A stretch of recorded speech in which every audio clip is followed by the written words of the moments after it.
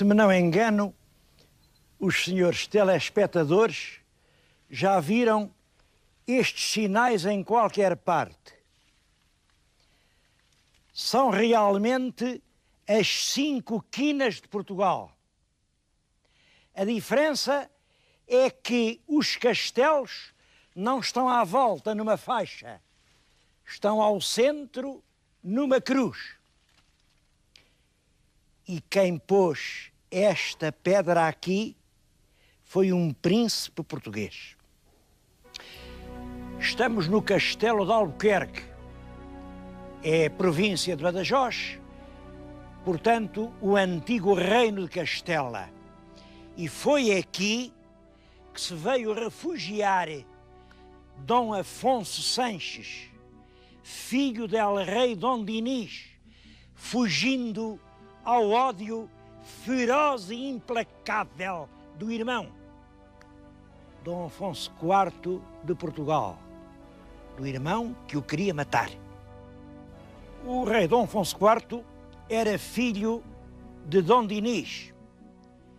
Dom Dinis só teve esse filho do matrimónio. Como sabem, ele foi casado com a rainha Santa Isabel. E de Santa Isabel só teve esse Afonso. Bom, mas fora do matrimónio teve muitos filhos. Teve muitos filhos, alguns homens de grande talento, e criou-se esta situação. O Dom Dinis tinha uma forte predileção por um dos filhos de fora do matrimónio, pelo Dom Afonso Sanches. Chegou ao ponto de nomear mordomo-mor do reino. Hoje a palavra mordomo está um bocado desacreditada com aqueles mordomos ingleses. Bom, mas mordomo vem do latim major domus, quer dizer, o homem mais importante do palácio. Nessa época, mordomo-mor do reino equivalia agora a primeiro-ministro. E o Dom Dinis vai fazer mordomo-mor do filho bastardo. Isso originou uma ciumeira medonha do outro filho, Dom Afonso, uma guerra civil que abrasou o reino e que termina pela vitória do príncipe rebelde e pela fuga do Afonso Sanches, que teve que vir para aqui. Afonso Sanches vem aqui para o Castelo de Albuquerque, onde passou os últimos anos de vida. Dom Afonso Sanches foi o pai adotivo de Dona Inês de Castro. Foi aqui neste castelo que ela passou a infância e uma parte da vida. Portanto, o Castelo de Albuquerque é o lugar ideal para iniciar o relato dessa história que emocionou os portugueses. Devo dizer mais. Quem não começar a história por aqui, dificilmente a compreende. Dona Inês de Castro pertencia à mais alta nobreza de Castela. O pai dela, Dom Pedro Fernandes de Castro, era neto do rei de Castela. Ora bem, em Portugal, o príncipe herdeiro, o Dom Pedro, também era neto do rei de Castela. Isto significa que Dona Inês de Castro e o nosso Dom Pedro eram primos entre si. Eu estou a falar-lhes no que resta do paço de Dom Afonso Sanches. É muito possível que Inês de Castro tenha assomado aqui a esta mesma janela. De qualquer maneira, ela viveu aqui até quando já estava uma senhora, foi enviada para Portugal como donzela na companhia da Dona Constança. Dona Constança casou com o nosso príncipe Dom Pedro e Dona Inês era dama de companhia da Dona Constança. Parece que era uma mulher lindíssima. Chamavam-lhe Colo de Garça. E aconteceu o que era natural. Dom Pedro, casado com Dona Constança, apaixonou-se perdidamente pela sua dama de companhia. Essa situação do príncipe manter uma ligação fora do matrimónio estava inteiramente dentro da moral do tempo. Não havia mesmo nenhuma censura para situações desse género. Por isso, é muito surpreendente que o rei tenha considerado necessário intervir e expulsou Inês de Castro de Portugal. Ela teve que sair da corte e voltou para aqui, para o castelo de Albuquerque, onde esteve até que a Dona Constança morreu em 1345. Claro que Dom Pedro veio logo aqui, levou Inês para Portugal e aí começa uma relação duradoura. Durou exatamente 10 anos e nasceram 3 filhos. Mas em 55, o rei volta a intervir e aí não expulsa Inês, aí manda degolar.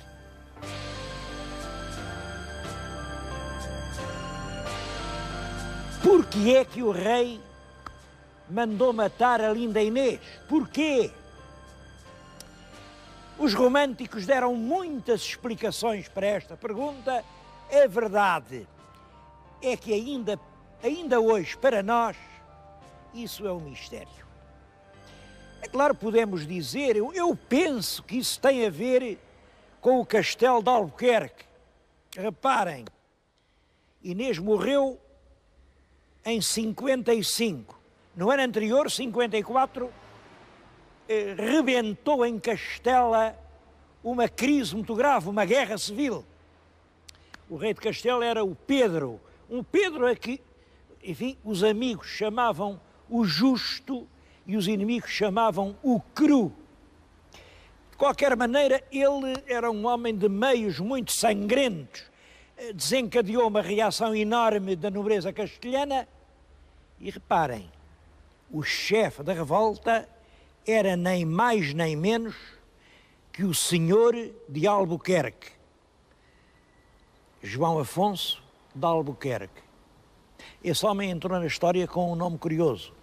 Chamaram-lhe João Afonso o do Ataúde. O ataúde, como sabem, é o caixão em que se vai para a cova. É que ele jurou que, vivo ou morto, havia de triunfar sobre o rei de Castela. E deixou dito, se morresse, que lhe batessem os ossos num caixão e o caixão no dorso de uma mula e cria a mula em todas as batalhas que houvesse contra aquele mau rei. E assim se fez, assim se fez. Daí que ainda hoje lhe chamam João Afonso do Ataúde. Mas isso mostra a força daquele ódio. Ora, o João Afonso, chefe da revolta contra o rei Dom Pedro, era filho do Afonso Sanches, o homem que o rei de Portugal tinha querido matar. O João Afonso do Ataúde queria depor o Pedro Cruel, mas é claro, precisava de outro rei para o substituir. Quem é que ele escolheu? Escolheu nem mais nem menos que o Dom Pedro de Portugal. O homem que, casado ou não, vivia com a sua amiga do peito, Inês de Castro. Sabemos que o João Afonso veio a Portugal, falou com a Inês de Castro, que convenceram o Dom Pedro a aceitar a chefia da revolta castelhana e que aí é o Dom Afonso IV que intervém e proíbe. Dom Afonso IV não deixa o filho meter-se na guerra de Castela. Eu penso que o velho Afonso IV tinha toda a razão. As guerras dos outros são com os outros e a nossa intervenção não podia ter vantagem nenhuma. De resto, viu-se no reinado seguinte. O Dom Fernando foi exatamente na sequência desse conflito que se meteu em 3 guerras com Castela. 3 guerras e 3 desastres. Bom, mas é neste contexto que Inês de Castro é executada. Julgo que foi uma espécie de advertência brutal do rei ao filho. mandou matar Inês, que era praticamente irmã colaça do chefe da revolta de Castela. E isso fazia ver ao filho até que ponto o pai via com desaprovação e desgosto a causa da sua candidatura ao trono de Castela.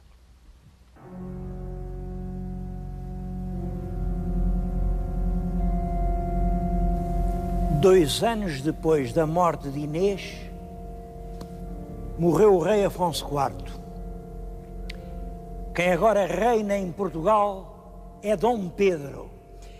Ele deixou ainda passar 3 anos, mas depois veio aqui à sua vila de Cantanhede e fez um juramento solene.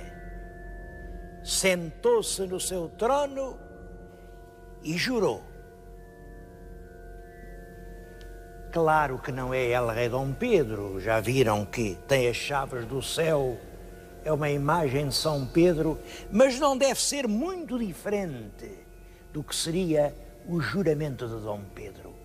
Dom Pedro jurou que fazia já alguns anos, numa manhã de inverno, na cidade de Bragança, tomara por sua legítima mulher a rainha Inês. E deu testemunhas.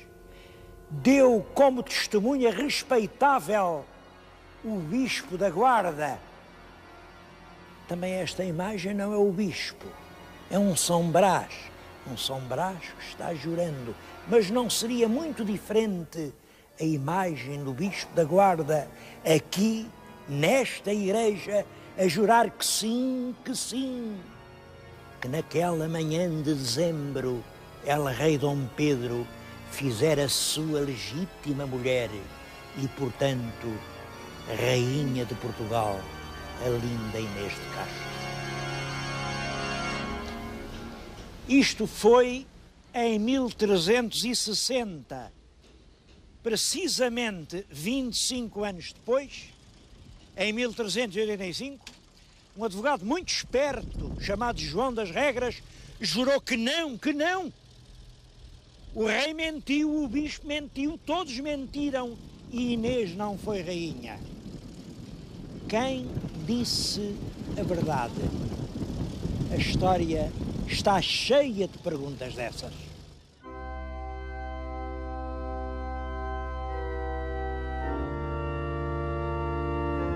Logo a seguir à execução, o corpo foi enterrado aqui, em Santa Clara de Coimbra. Hoje ninguém pode apontar o sítio onde, porque, como sabem, as águas do Mondego subiram e hoje o monumento são ruínas sobre um pântano. Foi essa subida das águas que obrigou, por exemplo, a mudar daqui para Santa Clara Nova o túmulo da Rainha Santa. Mas nessa altura já os despojos de Inês de Castro aqui não estavam. Eles tinham sido mudados para os mais belos monumentos funerários jamais construídos em Portugal, os túmulos de Alcobaça. E essa trasladação ficou célebre. Daqui de Coimbra até Alcobaça foram chamados de todas as aldeias milhares de camponeses que vieram de noite com os achotes a arder iluminar o caminho das cinzas daquela que depois da morte foi rainha.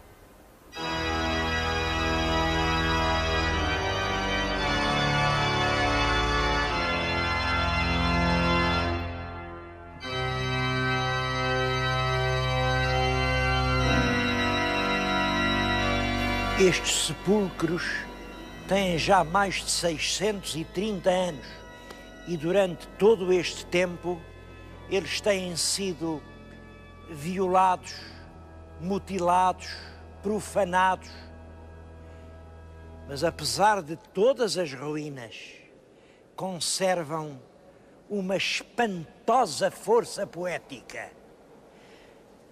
A ideia geral é esta: os dois, Pedro e Inês, repousam nos seus túmulos, mas eles sabem que não é para sempre. Eles sabem que um dia soarão no céu as grandes trombetas do julgamento final. Então, os mortos levantam-se nas campas. Cada um vai erguer-se na sepultura e ver o que está em frente. E vejam, os anjos pressurosos estendem os braços, vão ajudá-los a soerguer-se nos seus leitos.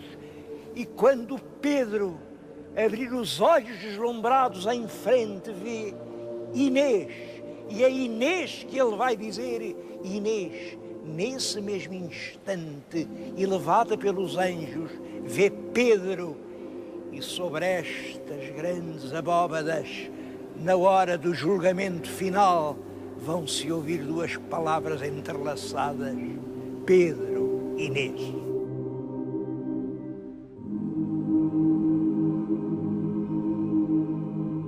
À cabeceira do túmulo de Dom Pedro está uma rosácea que simboliza todo o drama. Deste lado, cenas de amor. Aqui é o rei quem dita a sentença. E aqui, a execução de Inês. Vê-se claramente o carrasco que a agride, puxa-lhe brutalmente a cabeça, decepa, e aqui já está a cabeça por terra. A última cena representa alguém trespassado pelos punhais. Dizem que é a execução dos assassinos de Inês. Não acredito. Penso que isto é que esta morte lhe doeu como se o matassem a ele. Mas o mais emocionante nesta rosácea é este pormenor. O que vem aqui, na posição inversa, é Dom Pedro no seu túmulo. E no seu túmulo estão escritas algumas letras enigmáticas. Isto é muito curioso. Cada historiador que leu encontrou o seu sentido. Tenho aqui um guia do mosteiro da Sra. Doutora Maria Augusta Trindade Ferreira, que é um livro exemplar e tem as leituras mais importantes. Quando Frei Fortunato de Boaventura leu, julgou que aquilo queria dizer: este é o fim do mundo. Depois Vieira Natividade encontrou outro sentido, uma despedida angustiada, até ao fim do mundo. O professor Reinaldo dos Santos julgou que o que lá está é outra coisa, quer dizer, o princípio e o fim do mundo. Finalmente, o professor António de Vasconcelos diz que isto significa: aqui espero o fim do mundo. Portanto, 4 historiadores ilustres tiveram diante de si estas 12 letras e cada qual leu sua coisa.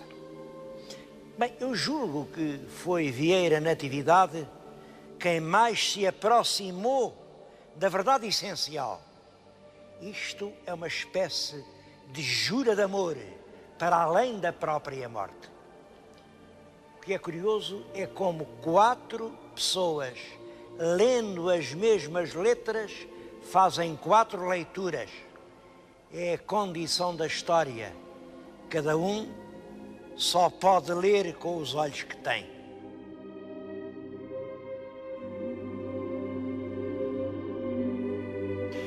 Inês repousa no seu túmulo, e estes são os bicos dos seus pés cobertos pela mortalha de branco linho. E aos pés é a cena do julgamento final. Como veem, os mortos saem das campas, dirigem-se perante o Supremo Julgador. Os bons ascendem aos céus, Os maus precipitam-se na terrível goela do inferno. E é engraçado ver isto. Os maus são homens respeitáveis, de longas barbas, são os políticos que julgaram que Inês devia ser morta.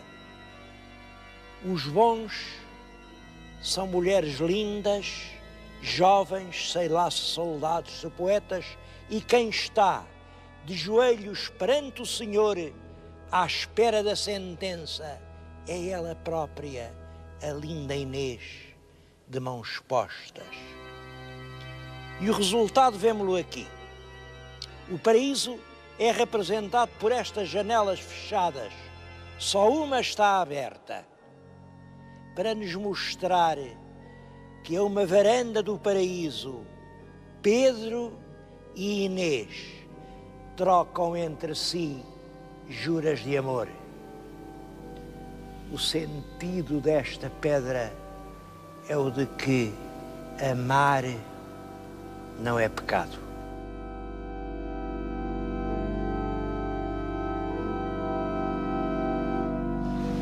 Esta história dos amores de Pedro e Inês faz-me lembrar uma outra história de amor. Os amores de Romeu e Julieta. Eu estive em Verona, junto do túmulo de Julieta. O túmulo de Julieta é assim uma caixa de pedra tosca, sem lavor algum. Além do túmulo, o que tem a mais é uma varanda. Bom, eu fui lá, aglomeravam-se milhares e milhares de pessoas. Eu estive mais de uma hora para chegar à beira daquele túmulo. E o túmulo não tem nada para ver, nem a história tem nada para contar, porque todos sabem que nunca houve Romeu, nunca houve Julieta, e tudo isso é invenção de um poeta. Aqui não é invenção nenhuma. São amores de verdade. Este drama aconteceu, mas não há peregrinação. Aqui não vem ninguém. Se vocês vierem em dia de muita gente, podem assistir a isto que eu já vi. À porta do mosteiro, muita gente a perguntar: é lá dentro que está o soldado desconhecido? E as guias respondiam: não, lá dentro quem está é os túmulos de Pedro e Inês. Não, Pedro e Inês não, a gente quer ver o soldado. E foram-se embora porque eles queriam ver o soldado. Este programa acaba aqui com uma pergunta angustiosa. Quem tem a culpa de que eles só quisessem ver o soldado? Aqui em Alcobaça, terra da loiça, onde está a cerâmica de Inês? Aqui em Alcobaça, terra do cristal, onde estão os cristais mostrando a linda Inês? Aqui na terra dos túmulos, onde estão as reproduções daqueles nichos dos amores de Pedro e Inês? O que é que a gente tem feito para que esta história soe no mundo? Que culpa tem o povo de só querer ver o soldado?